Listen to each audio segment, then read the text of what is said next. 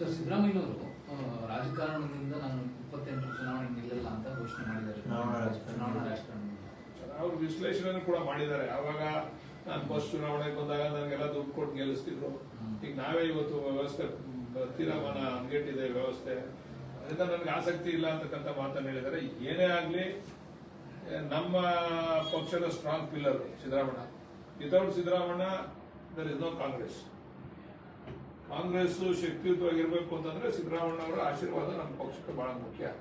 ಅಂದ್ರೆ ಸಿದ್ದರಾಮಣ್ಣ ಅವರು ಎಲೆಕ್ಷನ್ ನಿಲ್ತಾರೋ ಇಲ್ವೋ, ಆದ್ರೆ ಪಕ್ಷದ ಸಂಘಟನೆಯಲ್ಲಿ ಅವ್ರು ಹೇಳಿದ್ದಾರೆ, ನನ್ನ ಪ್ರಮುಖವಾದಂತಹ ಗುರಿ ಇರ್ತಕ್ಕಂಥದ್ದು ರಾಹುಲ್ ಗಾಂಧಿ ಅವರನ್ನ ಈ ದೇಶದ ಪ್ರಧಾನಿ ಮಾಡಬೇಕು ಅಂತ ಹೇಳಿ ಹೋರಾಟ ಮಾಡ್ತಾರೆ ಅಂತಕ್ಕಂಥದ್ದು ವಿಶ್ವಾಸ ನಮ್ಗೆಲ್ಲ ಇದೆ.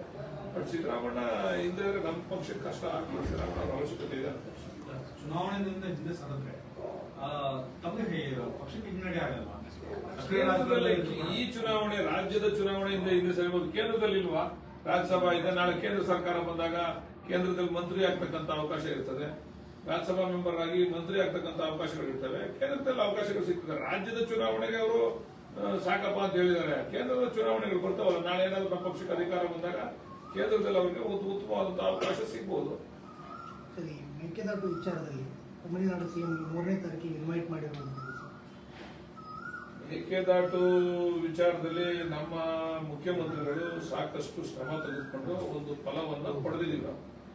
ಸುಪ್ರೀಂ ಕೋರ್ಟ್ನಲ್ಲೂ ಕೂಡ ಇಲ್ಲ ಮೇಕೆದಾಟು ಆಗಬೇಕು ಅಂತಕ್ಕಂಥ ಅಭಿಪ್ರಾಯ ವ್ಯಕ್ತಪಡಿಸಿದೆ.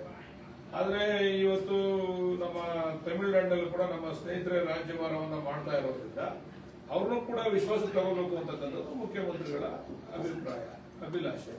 ಅದರಿಂದ ಮುಖ್ಯಮಂತ್ರಿಗಳು ಬಹುಶಃ ಕರೆದಿದ್ದಾರೆ.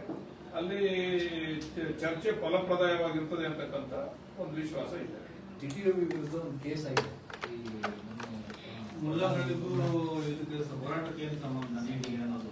ಆಗ ಪೊಲೀಸರು ಒಂದೊಂದ್ಸರಿ ನನ್ನಂಗೆ ಆಡ್ತಾನೆ. ಏನ್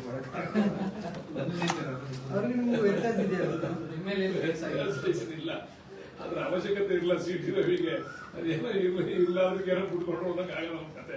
ಅದ್ರ ಅವಶ್ಯಕತೆ ಇಲ್ಲ. ಅವನು ಟಿ.ಟಿ. ರವಿ ಮೊದಲಿಂದನೂ ಅವರ ನಡವಳಿಕೆ ಏನು ಅಂತಂದ್ರೆ ಪ್ರತಿ ಹಂತದಲ್ಲೂ ಪ್ರತಿ ವಿಚಾರದಲ್ಲೂ ಮುಸಲ್ಮಾನರನ್ನ ತೋರಿಸಿ ತಾವು ಜನಪ್ರಿಯತೆಯನ್ನು ಗಳಿಸ್ಕೋಬೇಕು, ಅದರಿಂದ ನಾನು ಕೇಂದ್ರದ ನಾಯಕರನ್ನ ಮೆಚ್ಚಿಸಬೇಕು ಅಂತಕ್ಕಂಥ ಆಲೋಚನೆ ಪಾಪ ಟಿ.ಟಿ. ರವಿ ಅಣ್ಣನಿಗೆ. ಅದರಿಂದ ಅವ್ರು ಪಾಪ ಇದನ್ನ ಪದ ಉಪಯೋಗಿಸವ್ರೆ. ಅದ್ಬಿಟ್ಟು ಇನ್ನೊಂದೇನೋ ತೋರ್ಸಕ್ ಹೋಗೋರೆ, ಯಾರು ಪೆಟ್ರೋಲ್ ಹಾಕ್ತಾರಂತ, ಅದ್ಯಾವುದೋ ಇಶ್ಯೂ ತಗೊಂಡ್ಬಂದು ನೀಟ್ ಇಶ್ಯೂ ಕ್ಲಿಕ್ ಮಾಡಕ್ ಹೋಗೋರೆ. ಇದು ಪಾಪ ಕೇಂದ್ರ ಸರ್ಕಾರದ ಕೇಂದ್ರ ನಾಯಕರ ಗಮನ ಸೆಳೆಯಕ್ಕೋಸ್ಕರ ಟಿ.ಟಿ. ರವಿ ಅವರು ಅನೇಕ ಸಂದರ್ಭದಲ್ಲಿ ಈ ರೀತಿ ಮಾತಾಡ್ತಾರೆ. ಪೊಲೀಸರಿಗೆ ಸರ್ಕಾರ ಕೊಡದೇ ಇರೋದು ಹೇಗೆ? ಪೊಲೀಸರಿಗೆ ಸಹಕಾರ ಕೊಡ್ತಾ ಇಲ್ಲ.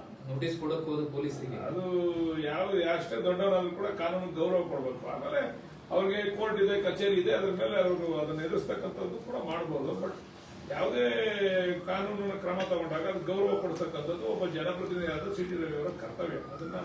ಅದನ್ನ ಒಪ್ಕೊಂಡು ತಲೆಬಾಗಿ ಆಮೇಲೆ ಅದನ್ನ ಚಾಲೆಂಜ್ ಮಾಡ್ಲಿಕ್ಕೆ ಅವಕಾಶ ಇರ್ತದೆ, ಚಾಲೆಂಜ್ ಮಾಡ್ಲಿ. ಬಟ್ ಅದನ್ನ ಬೇರೆಯವ್ರಿಗೆ ಅವರು ಮಾದರಿಯಾಗಿ ಬಿಟ್ಕೋಬೇಕು ಟಿ.ಟಿ. ರವಿ.